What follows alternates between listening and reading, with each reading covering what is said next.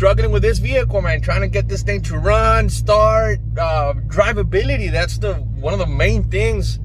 After I've got this build done, man, that's why I haven't posted anything, because I've been going back and forth. So now it turns out I'm on a cold start, on remote start. I mean, you don't have to pedal the vehicle to start it. You don't have to get in the vehicle. I mean, everything seems fine, guys, and I will explain everything here in a bit. We're gonna go for a drive, guys, and I'll be talking along the way what I've done, where we're at, and what the goals are. So stay tuned, guys. Alrighty, guys, so I'm gonna go back to a little bit of the story, what's going on. I had another tuner before, guys, and I paid him a good amount of money. I'm not gonna throw any names out there. I'm not that type of people. I thought he could get the car running. Yes, he got the car running, but at what cost? I mean, I had to be on the gas like if it was a carburetor vehicle. I couldn't get in the vehicle, guys, and push the start, and it was gonna start up right up. It wouldn't. Every time I would hit a stop sign, or at least pulling out of the house, out of the driveway, or going into gear, it would just shut off on me, the car. We went back and forth on logs, guys, for about a month. And something I told the tuner, I was like, man, I'm sending you logs, bro, like 10-minute logs, because he wanted 10-minute logs, and he will send me a revision in 3 minutes.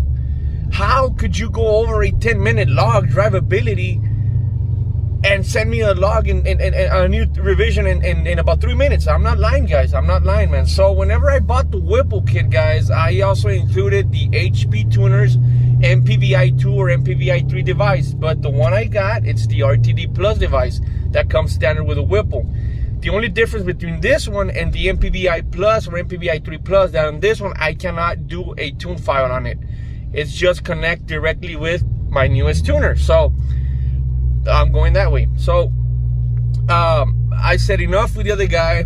I said fuck it. I went into I knew other 3 tuners out there close. 2 of them are close to where I'm at, 8 hours away, and 1 of them was out there. So I decided, you know what, fuck it. Either it was ZH Tunes from Houston, Pikes Performance, or Dusterhoff. And I was like, you know what, I need somebody that has great feedback, has done amazing things with the Mopar community, and knows his stuff around these vehicles. I said, you know what, fuck it, let's go with Dusterhoff. Man, it's just the day and night difference, guys. I'm telling you, man, if you guys are gonna build any Hemi motor, whatever you're gonna do, strokers, Whipples, nitros, superchargers, man, this guy's the guy to go to. The car drives insanely good. The first tune revision he sent me out, man, the car started at the first crank, remote start. I was so impressed. With the other tuner, every time we try to do data logging for cold starts and this and that, my car would go lean so much. It would lean out so much. I had to pedal the thing to get it back on and going. But with Dusterhoff, man, it's just something insane. And we're gonna go back to the RTD Plus device, the one I have. It's connected to the Tune Delivery Network, the TDN app. Man, it's so simple. To data log, you don't need your computer. I mean, I do have one in the back, if you guys could see it. I don't need it. That's just for me to see the parameters and stuff like that, AFR, whatever it is. I don't know how to mess with HP tuners. There's a lot of stuff. I know how to look at some parameters that we just need. I don't know how to tune, guys. But with the TDN app connected to your OBD2, connected to your phone, your app, there's a TDN app here for your phone, for Android and iPhones. And it works insane, man. Connect to the vehicle, you could scan, you could do tunes, you could do data logs. It doesn't even take long, guys, to do the tunes on these vehicles, man, with this HP Tuners thing. After you do a log, I mean, as soon as you do a log, you put sync files, you sync the files, it automatically sends them direct to him. You don't have to do anything. As soon as he gets on his computer, he'll see there's a new file there. Boom, he'll send you a new tune. You get an email. HP Tuners, Dusterhoff just added a new tune. Go check it out. And that's already, you go connect back to your vehicle, guys. Come back to the app, sync files, boom, new tune. It takes a minute. A minute. I couldn't record anything. I lost my GoPro. I don't know where it is. It takes a minute, guys, to do do the new tune file update, and it takes another minute to do the transmission file. It takes so much less time. There's less struggling, guys. Diablo Sport, man, I should have gone HP Tuner since the beginning, guys, and I should have gone with it, Dusterhoff. I messed around wasting money somewhere else that I knew the vehicle wasn't going to be able to. I mean, I thought, but now that I found out, guys, I highly recommend. I'm not being paid by anybody. This is just me, what I've been going through, guys. Look at right now, I'm just driving the car normal, no service engine lights, nothing. I mean, I'll show you guys my ghetto boost gauges and wideband that I installed, man, because the pillar gauge on these vehicles, $650 to $700, man. That's a lot of fucking money. But man, the car drives like a dream. The gas miles per gallon, dudes, I'll try to see if I have the picture here. 33 miles a gallon. That's at 78 miles an hour for 30 minutes straight. I mean, I got a big cam, got the Whipple.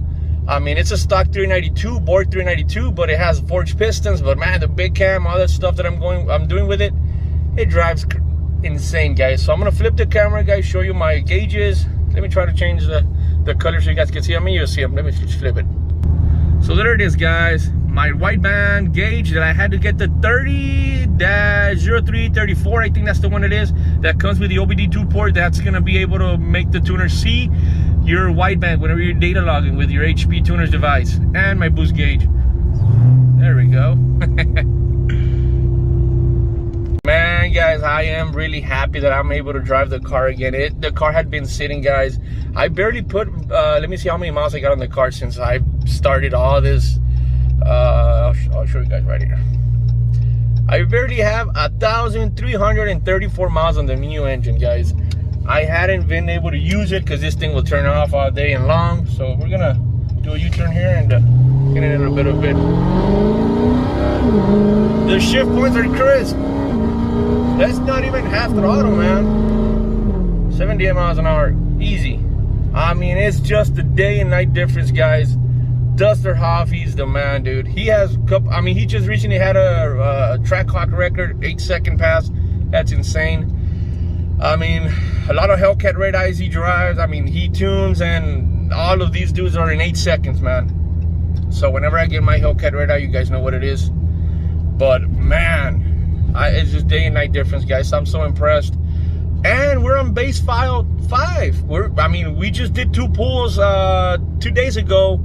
Because by the time I get out of work, I send him a log, and he works from, I think, 8 a.m. to 5 p.m. By the time I'm out, he's already out. So in the morning, he sends me a new tune.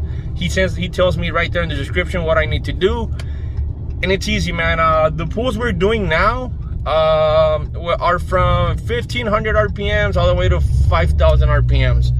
And that was the first pull. That's on 4th gear, on low gear, man. You can feel the car like until it pushes all the way up. The second log we did on the same pull, he told me he just wanted to see it shift to 5th gear, and that's it. But that's where we're at right now, guys. I mean, air to fuel's perfect, 11.9 at wide open. I mean, we're doing 7 pounds of boost. That's maxed on peak RPM. I am gonna do another pulley swap on it. I do want to get at least 12 pounds. I'm gonna upgrade the fuel pump. I already have a Hellcat fuel pump on the back. That's at the house to drop in. But if not, I'll just order the 4 fuel system, guys, the triple pump setup. And I mean, we'll try to at least do 12 pounds and be safe and do 85. But for now, man, I'm impressed, guys. This thing runs so smooth. One of the biggest issues I had, I couldn't even stall the car. I went to the track here, locally track. There's a 1/8 event that they always do every other weekend.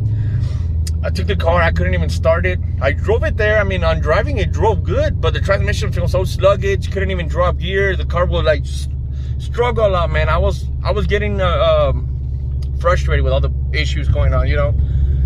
And I took it to the track there. To be honest, guys, I couldn't even launch the vehicle. I couldn't even do a burnout. As soon as I tapped the gas and brake to start doing the burnout, this thing would die on me. I had to start it again. Kind of ran it. I mean, the car ran a fucking, what was it? I don't remember, guys. It's like a high 10s, like a high 10 on the quarter mile. But the car was going, I mean, it wouldn't work good, man.